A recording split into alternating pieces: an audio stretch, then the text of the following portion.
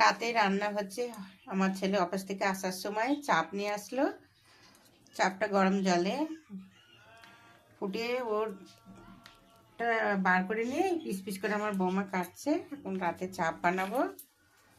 ধনিয়া পাতা কেটে রেখেছে, এতে টমাটার, আদা, রসুন, পেঁয়াজ, কাঁচা লঙ্কা একটু তেল দিয়ে ফ্রাই করেছি। ঠান্ডা হয়ে গেলে মিক্সিতে পিষে নেবো। তেল গরম হচ্ছে, চাপটা ভেজে নেব। আর রাতের ভাত হয়ে গেছে, এবার রুটি বানাবো। আমার ছেলে, আমার হাজব্যান্ড, আমার বৌমা রুটি খায়, আমি চাউল খাই। দেখো চাপটা কত সুন্দর সুন্দর করে কেটেছে, গোল গোল করে।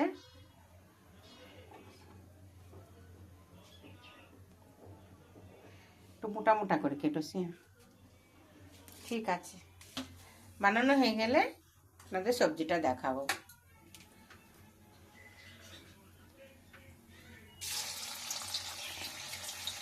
একটু লাল লাল করে ভেজে নিতে হয়। আর মশলাটা ঠান্ডা হয়ে গেলে মিক্সিতে পিষে নেবো।